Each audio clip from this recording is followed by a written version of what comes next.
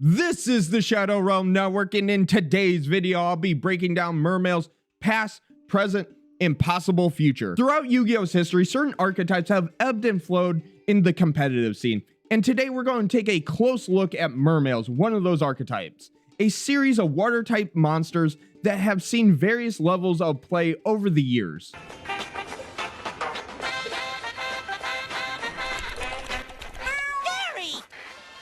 We'll explore their origins, the waves of support they received, and assess their impact on the meta in order to answer one question: how good was Mermails actually?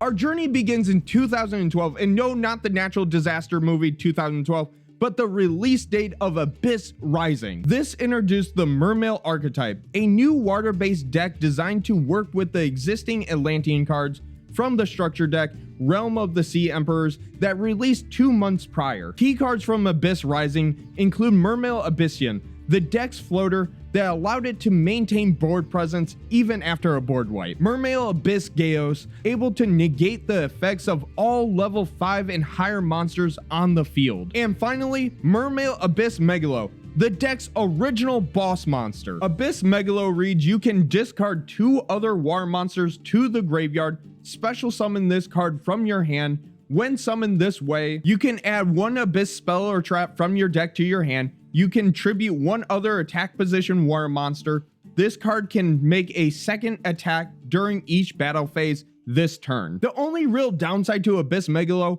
was that it couldn't use its tribute effect on turn 1 due to there not being a battle phase. Otherwise, it was the perfect boss monster for the deck for the time. At first, Mermails seemed like a strong archetype on their own, but it didn't take long to people to realize that Mermails work best with Atlanteans. Kind of like OJ with knives. They just kind of go together. Wait, can I even make that joke? Like, I'm pretty sure he passed away. Let me check. Yep, dead as a doornail. We're all good. Unless he has a graveyard effect. I'm not really sure. I haven't looked into the OJ Simpson archetype yet. In early 2013, the Mermail Atlantean decks exploded onto the competitive scene, dominating YCS tournaments worldwide. The key reason?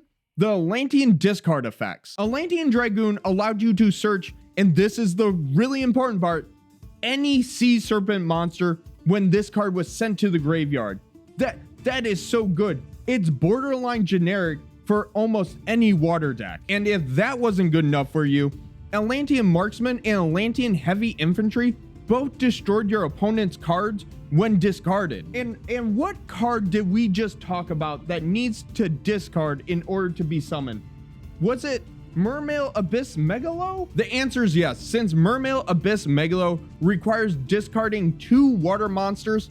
Duelists realized that they could activate multiple Atlantean effects at once while summoning a 2400 beater that could attack twice per turn. Nowadays, that doesn't sound too good, but I promise you, in 2013, this is one of the reasons why it became one of the top decks of the format and officially led us into the Fire Water format of 2013-2014, leading Mermails to multiple YCS tops, such as YCS Miami taking 2nd place and YCS Austin winning the whole thing. Unfortunately for Mermails, they weren't able to get the job done at Worlds, with Dragon Rulers winning the whole thing, but Mermails were the most represented deck at the tournament. Even though Mermails didn't win Worlds, it was still one of the most powerful decks of its time, with its explosive OTK potential, tons of search power, and the ability to control your opponent's board. It was truly a deck that defied the meta at that point in time. Mermails remained a top contender deck throughout 2013 and early 2014, but as with any dominant strategy, Konami eventually had to step in. In April of 2014, the first major hit came when Atlantean Dragoon was limited to just 1, reducing the search consistency of the deck as a whole. We have technology. This weakened the deck, but didn't completely remove it from competitive play.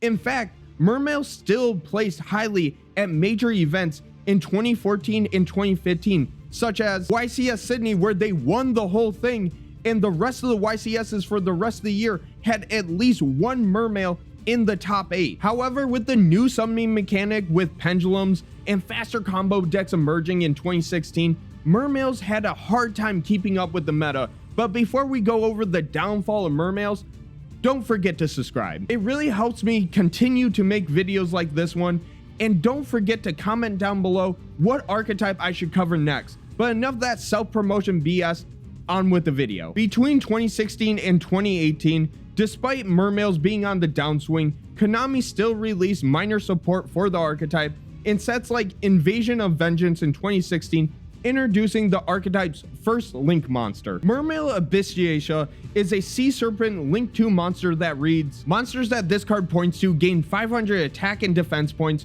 You can only use each of the following effects of Mermail Abyssiacia once per turn. During your opponent's turn, quick effect, you can send one card from your hand to the graveyard, add one Mermail monster from your deck to your hand. If this card is in its owner's possession, is destroyed by your opponent's card, you can send one water monster from your deck to the graveyard. Then target one water monster in your graveyard, special summon it in defense position. However, none of these truly revived the deck, especially in a meta dominated by Zodiacs in 2017, Spirals in 2018, and Thunder Dragons in 2019. There was truly no room for a deck as slow as Mermails prior to their new support. However, the new support eventually did come. The big turning point for Mermails in years came in the 2023 set Rage of the Abyss. With tons of new support, Rage of the Abyss looked to reshape the deck from the ground up, including a new boss monster,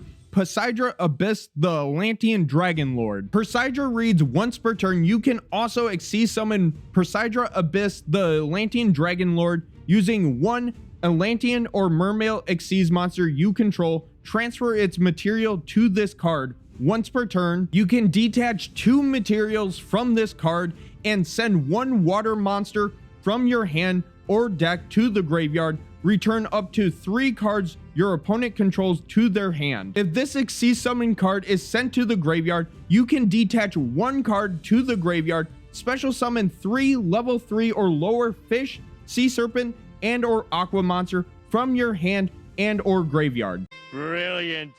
I have absolutely no idea what's going on. With these new competitive tools, Mermails finally re-entered the competitive scene, and in 2024, Mermail Atlanteans topped at several regionals and even made a splash at YCS events. At YCS Chicago, Mermail Atlanteans reached top 16, and in YCS Birmingham, it reached top 8. And oh yeah, just as of right now, basically breaking news as of recording, it also won Team YCS San Salvador.